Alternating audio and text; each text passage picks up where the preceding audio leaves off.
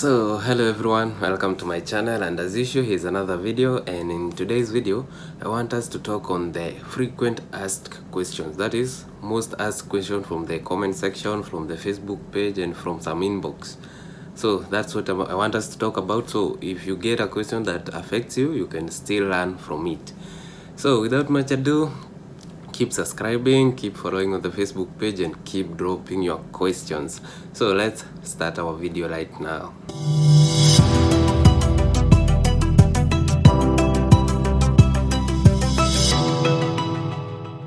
So to start with, I want us to start with the question from one person, and this question is a new question and I think I've not talked about it. The question was about the beneficiaries, I mean the children. You know, if you feel that you had some children, you still have to fill the DS260 for each child. And on that factor, there's a question that came through, and the person was asking, I have some children, and on their DS260, they are requesting their email address and their phone number, of which the children don't have. So what should I fill on that section? Yeah, that's a good question. Actually, it's a good question. And the answer is this. The children are minor, you know, they are under 18. So, of course, it's understandable that they don't have email address, they don't even have a phone number and all that. So, you as the applicant, or you as the parent, you are the one who takes care of the children. So, there's no problem for you to include your address, your email address on that part, and also your phone number on that, you know, on the DS260 for the children. Those are under the age of 18. There's no problem with that. So if you have the same scenario, you have some children who don't have an email address and they are requesting it on the DS260, go ahead, fill yours. It doesn't matter whether you filled on your DS260, you can still fill your address on their part, and it is all okay. Oh, so another question is about the visa bulletin.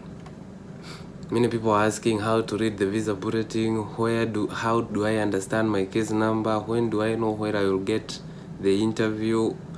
All that will come soon, and the visa bulletin might be starting on October. I'm not sure about this year, but in case it runs like every year, it will start on October, and from there you will see. Okay, I already did a video and you can see it on this link on the corner here. That video explains how to read the visa bulletin. I did a sample of the year of the 2019. I did an example and I explained all the region, how to understand when your case number becomes current. So check out the video and wait, the visa bulletin starts on October. I hope it will do so in this year. Another question, a common question, is about the form I-134. That is the affidavit of support. I want to again make it clear, it's not a mandatory document to some countries. Some countries, like in Kenya, I did my interview there and it was one of the documents they requested. So some countries, they are not allowed, or they don't ask, but some countries they asked. I did a video explaining why it is important even if you are not requested. The link is above here.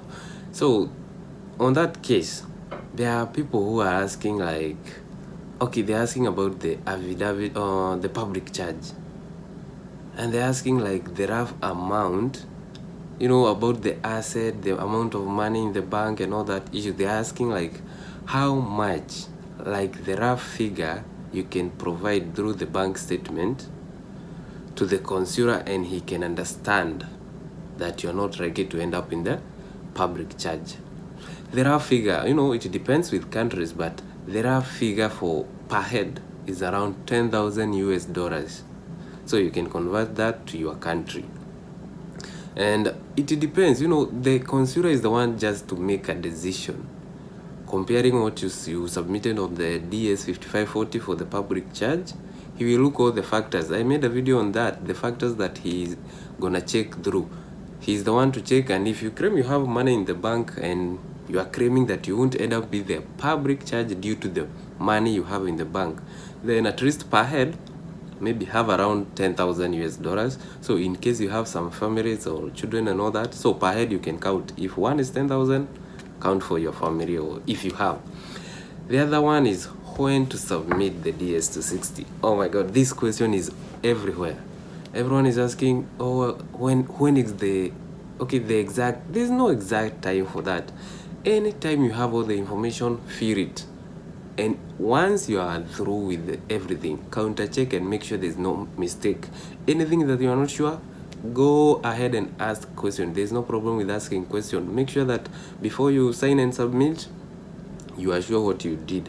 So the answer for the DS260, as I always say, so long as you have all the information, don't wait anything. You just go ahead, whichever case number you are, even if you are 80,000, 70,000, even if how high case number you are, so long as you have all the required information, fill them and just submit it. The other question is about, correcting documents. People are asking the documents, okay, they have sent the DS260, so when are they going to be requested for the documents? It takes times, it takes to maybe 2 to 4 months. Then in that period, you can receive, maybe according to your case number, you receive an email from KCC requesting for the documents. I did a video of my personal email that I got from KCC requesting for the documents, and the link is again on this corner, so you can check that link and see my my email, the email I got from KCC requesting my documents. I did a video on that and it's available there on my YouTube channel. The other question is about the about marriage, the certificate. There are some people who are married but not officially. That means they don't have the certificate. And to make it worse, one partner, one of them is in a different country, like one is at home country, the other partner went for abroad, for other jobs and all that, and one of them won the DV lottery. He applied as married and everything is okay, but now they don't have the certificate. With the pandemic and all that, they cannot travel. Yeah, this is very tough scenario, and eventually they will need the marriage certificate, so they're asking what they can do. So it's tough. I'm not sure the exact thing you should do, but you just make sure you have that marriage certificate. Okay, there is an issue about confirming the date. If in case you feel you're married, even if you get married now, the certificate will show the current date, not the some years back. So on that issue, you don't have to worry about that. You can continue to get the certificate, feel as married, and when they ask for the certificate, still submit that certificate.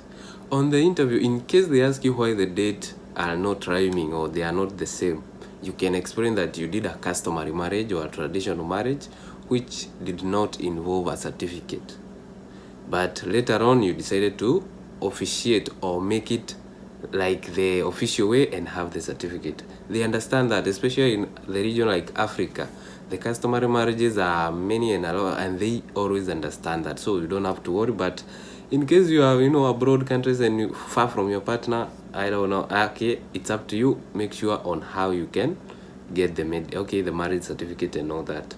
So the other thing is about when to fill the document DS5540 and the I-134. That is for the for the affidavit of support. The two documents. One thing, affidavit of support, the sponsor fills. DS5540 for public charge, you as the applicant, you're the one to fill. So when do you fill these forms? First, you don't have to worry at this stage. Just submit the DS260. When they request the document, go ahead, submit. Those documents are only requested at the interview stage. So before you attend the interview, even if it's 2 weeks before, even if it's 4 months before, there's no specific time for you to fill the documents. First, make sure whether they are requesting on your country, like the I-134. Some countries do request, some don't request.